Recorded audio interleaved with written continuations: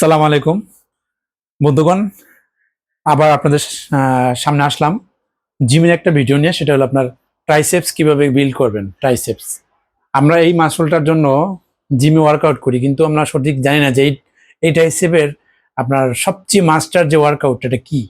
এই ট্রাইসেপের সবচেয়ে ইম্পর্টেন্ট যে ওয়ার্কআউট এটা হলো আপনার কি বলে প্যারাল ডিপস এবং আপনার ট্রাইসেপস বেঞ্চ ডিপস, দুইটা ওয়ার্কআউট সবচেয়ে বেশি ইম্পর্টেন্ট এই ট্রাইসেপসটা বাড়ানোর জন্য।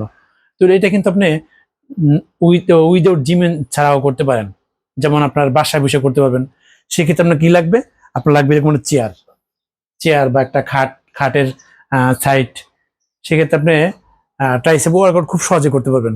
আপনি চাইলে এটা পা কিছুর উপর রাখতে পারেন বা শুধু ফ্ল্যাট পা রেখেও করতে পারেন। এটা করার সময় যদি আপনি হাতটা খেয়াল রাখবেন যে হাতটা যাতে আমার ওয়াইড না হয়, ক্লোজ রাখবেন, ক্লোজ।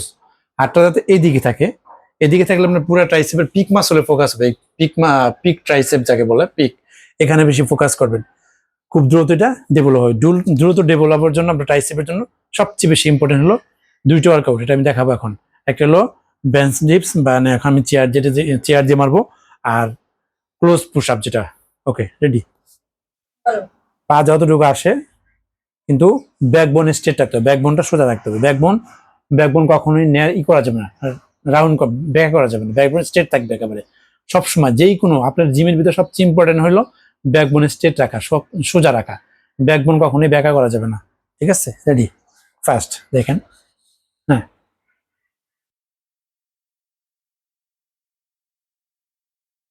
3, 4, 5, 6, 7, 8, 9, 10, 10টা। যদি আমি 20টা পারবো, কিন্তু 10টাই দিলাম।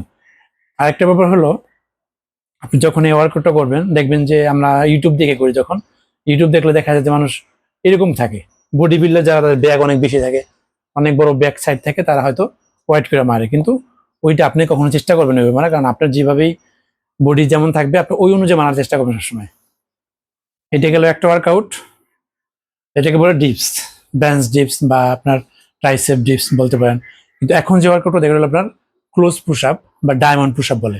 এটা কিন্তু অনেক বেশি স্ট্যামিনা দরকার হয়, অনেক বেশি স্ট্যামিনা, শক্তি বেশি দরকার হবে, কারণ এটা কিন্তু পুরা হাতটা ক্লোজ থাকে, তো যার কারণে পুরা ট্রাইসেপে ফোকাস করে এবং চেস্ট মাসলটাকে সুন্দর করে, কাজ সুন্দর করে। রেডি,